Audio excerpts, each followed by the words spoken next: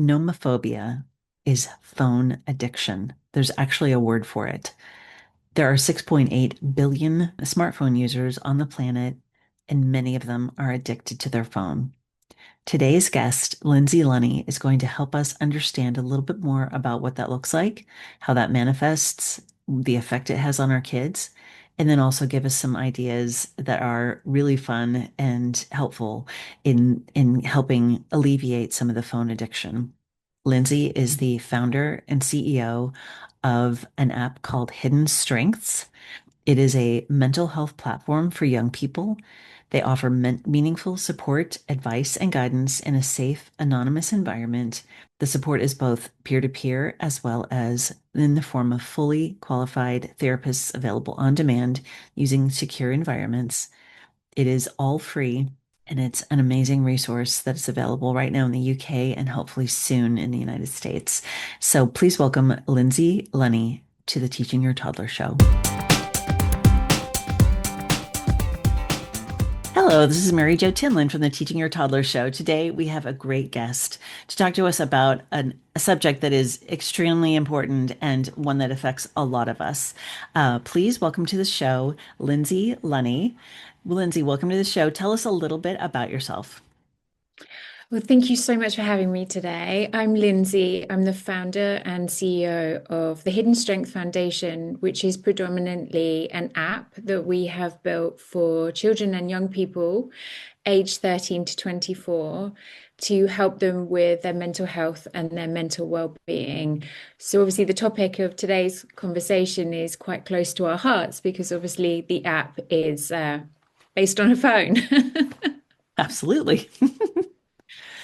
So tell us a little bit about phone addiction. And I know for most of the listeners, they may have children who are really young, and so they may not be addicted yet, but maybe we can talk a little bit about how to prevent that, but then we'll also, what can we do to address that? Of course, absolutely. I think I think it's really important for people to understand that, we need to educate our children from a really early age around all types of phone addiction and issues around kind of, social media. I think we tend to have this ability to kind of underestimate our young people. A lot of the young people are fully aware of actually how bad phone addiction can be on their mental health and their mental well-being, but they almost need people to help them get through this rather than a parent. I mean, I have children myself. I have a son who is 10 and my daughter who is 14, nearly 15. And the thing I have always been really strong on is talking to them rather than just saying no, no, no, which it can really put barriers up.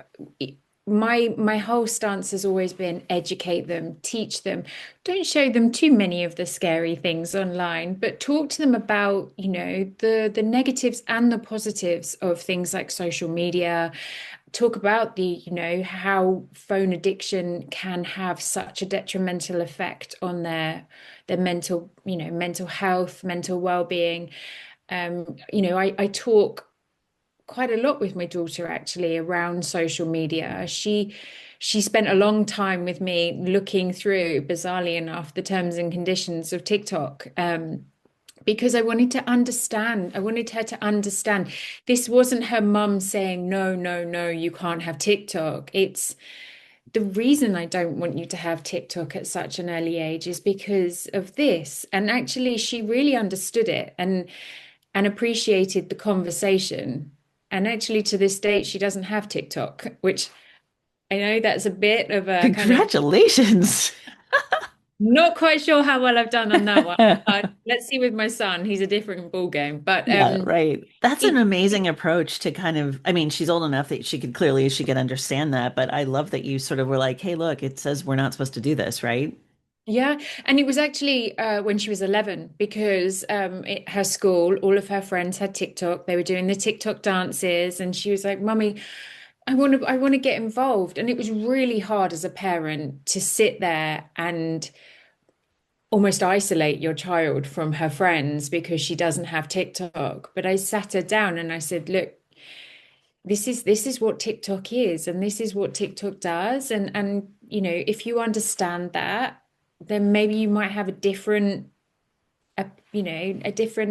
opinion on something like TikTok. So, Mhm. by the way, I'm not here to bash just Sure, TikTok. no, I mean any But of them, it's right? just, and actually she's just got her first Instagram account at 14. And again, it's around talking to her around safety and how to protect herself online and how things like algorithms work. And I think that is vital.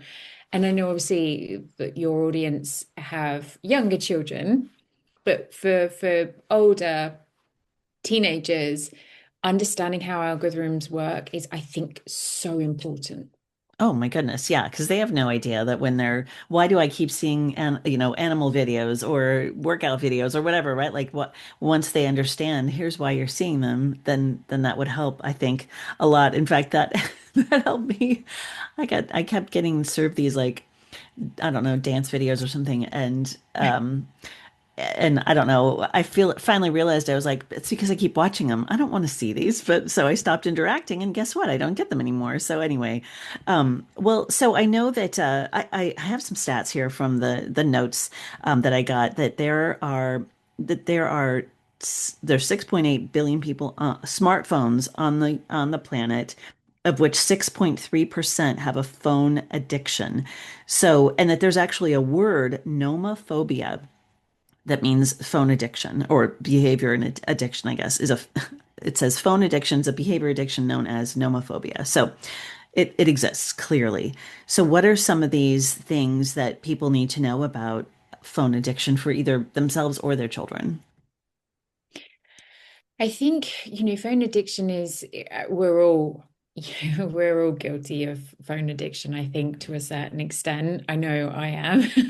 It's the ease of life now, isn't it? Everything's at the touch of a button, it's touch of the screen. I think from a social media standpoint, I think education is really important from a really early age to understand. And I think that would help relieve the phone addiction to a certain extent, because if they understand social media a little bit better, it's not the constant need to be on it, to be kind of, looking for a source of connection, which is the problem. Is we've kind of created this situation where children no longer communicate. They don't talk to one another.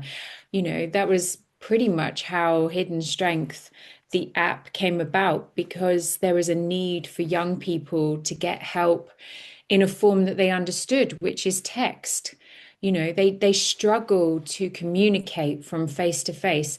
So I think the great thing about your audience is there is an opportunity for them to change this from a really early age, to teach their children to communicate, have that open relationship, have that open dialogue, teach them how to have face-to-face conversations and relationships, and encourage that, because then they're not gravitating towards a smartphone to find that connection, which is what they're doing, whether they are, struggling with schoolwork or friendship groups, or just trying desperately to feel like they belong. If you give them that kind of, I guess, building blocks from an early age on how to do that as an individual, they won't go to the smartphone or the social media platforms as much to crave that connection, which is why they have been so popular. And obviously there is the side where they're all kind of designed by people that can help them have that addiction. But ultimately, we've created a situation where our young people just can't communicate anymore. So we have Mhm. to reprogram the next generation, I guess. Yeah, right. I mean, it is a programming, right? They're set in the way that they either communicate or they don't communicate. And yeah, I definitely have seen that. And my kids, they're a little older now, but I'm actually shocked that my youngest, who is 17, he actually uses the phone. He actually like talks to people, and he seems fine if you have to talk to someone, which I'm shocked by because my older ones who are in their early 20s, they don't want to talk on the phone at all. I mean, it's almost like they don't know that the phone is actually a phone, like for actually calling people. It's more for, like you said, texting or certainly social media and that kind of thing. So it is interesting how it does manifest differently in different people, right? Absolutely. And I do think, I do think the next generation are craving that. They are, they want to be listened to, they want to be heard, they want people to understand that this isn't their fault, and it isn't their fault. We've created the legacy for them. Mm, We created the situation, and they've unfortunately the result of it. So I do think if you listen to the next generation, and I listen to my daughter, they're all desperate. They're all desperate to not be like this. And it's about helping them on that road. And I know I've created an app, which is slightly ironic. We're talking about phone addiction. But there's a place for good as well. There is hmm a place, that we can use things like the phone for good. It doesn't have to be negative. We with hidden strength, we are able to access the young people in the comfort of their own homes so that they feel able to open up and share. hmm They're struggling with the face to face, as we mentioned. So what we're doing is creating a platform for them to feel comfortable to open up. hmm It can be used for good, but but it teaching them, like I said, that it's just moving away from this desperation to feel connected through social media, and hmm that's where the kind of addiction comes, I think. hmm So, since you've mentioned it several times, tell us a little bit about Hidden Strength. I didn't realize that it was like through text, but they actually have the core audience. They actually have access to therapists, right? Qualified therapists, hmm yes. Like I said, in the comfort of their own home, just hmm because the way that obviously the next generation are, they find it very difficult to have that face-to-face conversation. So what we've done is almost ironically created a mental health version of a social media platform. Very ironic, I know, but it means that the demographic find it very easy to navigate and understand. But again, like I said, it's kind of using the phone for good rather than for a negative. And I'd much rather they spent 20 minutes, half an hour having a look through our kind of mental well-being library hmm rather than being on Snapchat. So it's kind of little things like that. Tell us a little bit about those kinds of things. Like they have access to the library you just said, to the therapists. How does it all work? So there's two parts to the app mainly. There's, like I said, the mental, it's called our help zone, which is a huge bank of content around kind of TikTok style videos, and kind of we have an Instagram style story feed, but it's all around mental health, mental well-being to really empower the young person to feel back in control of their situation. It could be about anxiety, friendship group issues, exam stress, anything that can kind of really cause our young people additional worries.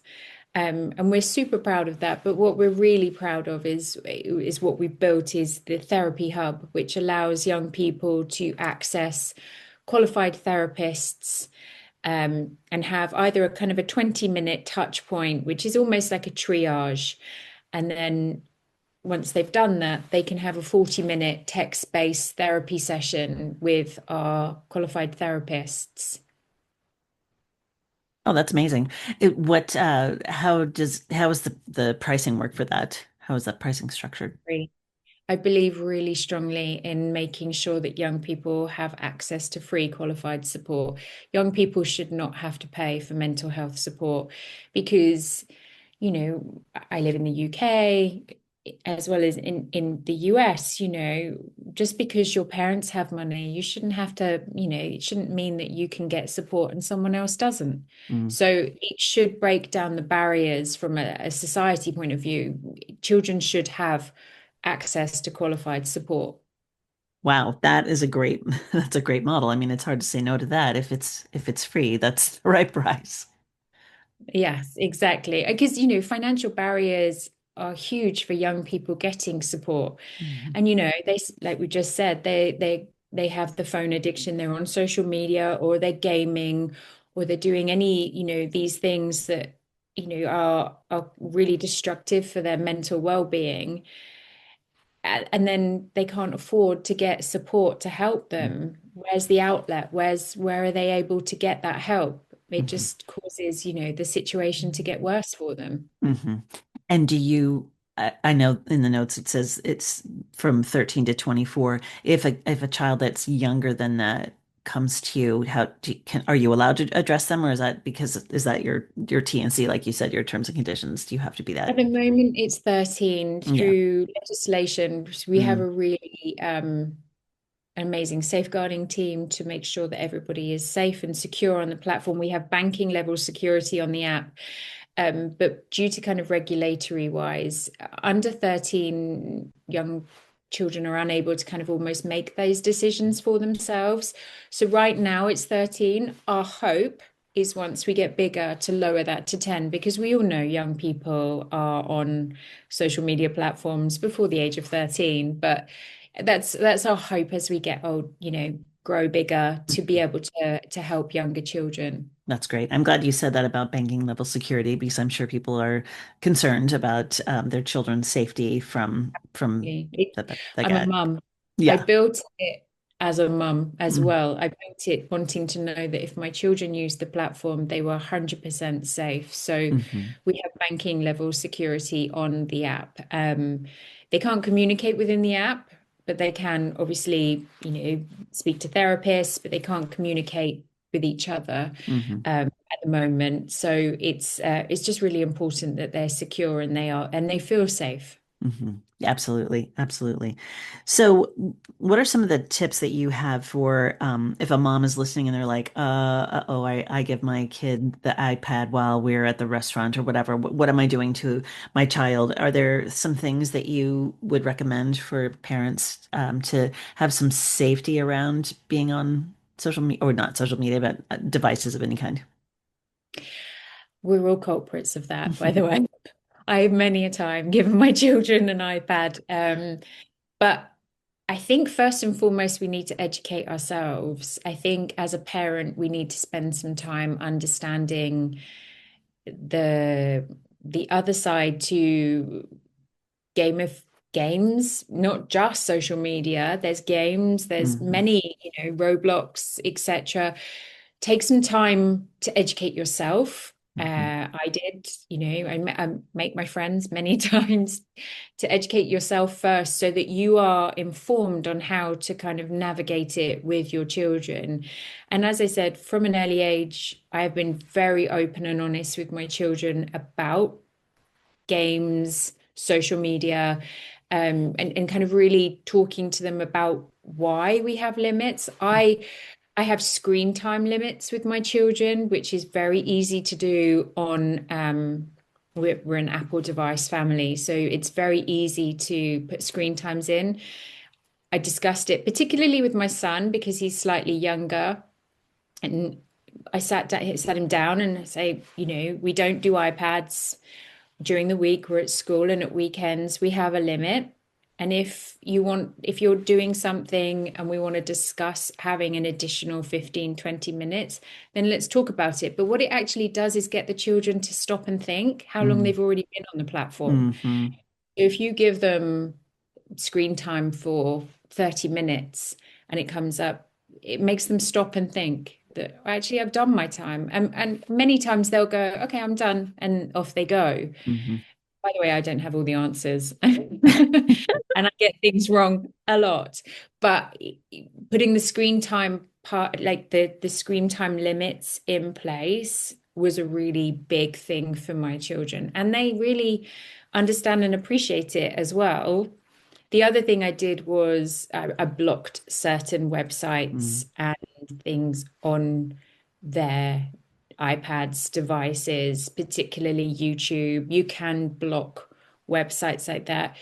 It's difficult because even as my son at 10, he gets sent YouTube videos and things like that and TikTok videos, and I've blocked them from his device. So he mm, has to come to me and say, "Oh, mommy, my friend sent me this. Can I look at it with you?" And I go, "Well, let me watch it first, mm, and then mhm, we can watch it together." So there's many things you can do to kind of almost limit the screen time and kind of have that conversation with them. mhm. Those are great ideas. Yeah, that's excellent. And also just finding things that don't involve the screen, right? Absolutely. There's so many things, and kind of really tapping into my son loves cars. So Mm, wherever we go, we take cars and my daughter loves to draw. So always being armed with alternatives, hmm it does help. But hmm if you can put measures in place to prevent it, and also I didn't give my husband the screen time password because he's the soft one out of the two of us. Well done. I can totally understand that. That's hilarious. And there's a great blog post on the Hidden Strengths website also that kind of says like if you have 15 minutes, you can do this. If you have a half an hour, you could do this. If you have 45 minutes, you could cook something, right? If you when you said drawing, I think that reminded me. One of them was draw a picture instead of 15 minutes on TikTok or whatever. Like be productive, and so I love that there's some options and ideas on there for that. That's fantastic. There's so many options you can do, and it's about kind of just finding something that they enjoy. Recently, we've been traveling to the States a lot, and we always go out for dinner in the evening. We don't do any phones at the table, Hmm and we play Uno, and Oh. my kids love it. And so we have game night. So when we travel, we always take games, and now every other kind of every few weeks we do game night with my mom and family, and the kids love it. And the whole deal is no phones.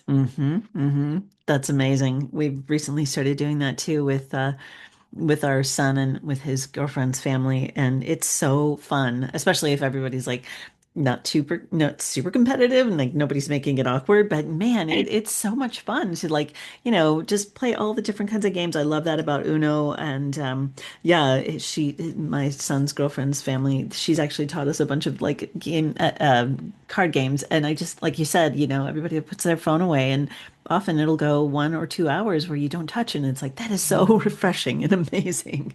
I love They that. always ask for it now, don't they? I mean, my son say, "Can we play Uno? Can we play Uno?" And Oh, every time we go out for dinner, it's like, "Is who's packed the Uno?" So that's great. it helps. And by the way, like I said, I don't have all the answers, but we've tried and tested a few things. For sure. I mean, you're definitely very aware of it, clearly, because of your line of work. And so I mean, I think it's great to have those ideas. Is there anything, before I let you go, is there anything that I didn't ask you that you think that the listener should know? No, I think we covered pretty much everything. I think for me, just trying to get the message across around education, I think is super important. Hmm It's what's I'm really trying to emphasize with everybody at the moment is, educate yourself and educate your children hmm on phones, smartphones, social media, hmm and honestly, it will surprise you how interested they are, but also how much they take it on board as well. Absolutely. Well, thank you so much, Lindsay. Tell us how to find you and find out more of everything that we've talked about today. Well, we have hiddenstrengths.com, which is our website, which has a huge bank of information around kind of social media and phone addiction, and also what we do as a charity. Um, at the moment, we're launched in the UK, so we are live in the UK, and we're hoping to launch in the US very soon, and bring the platform across to the US really soon. So I'm very excited. But yes, absolutely. Please visit the Hidden Strength website, which we'll give you all the information about what we do and how we can help the young people. Excellent. Thank you. We'll make sure that that is linked in the show notes. It's been such a pleasure to speak to you today. Thank you so much for joining Thank you. us. Thank you so much for your time. Thank you. Mhm. This has been the Teaching Your Toddler Show with Mary Jo Tinlin. Thank you so much for joining us today. If you enjoyed today's show, please leave a 5-star review or a thumbs up so we can reach more parents like you. To be notified when new shows post, please subscribe by sending an email to subscribe@teachingyourtoddler. For more expert interviews, fun activities, and storytime podcasts, please visit our website at teachingyourtoddler.com. All of our shows are also posted as videos as well on our YouTube channel at Mary Jo Tinlin. Find us on Facebook at Teaching Your Toddler, X at Teaching Toddler, Instagram at Teaching Your Toddler, and make sure you check out our past shows. We have so many diverse topics. There's most likely more shows that you will enjoy. Thanks for joining us, and come back and see us again real soon.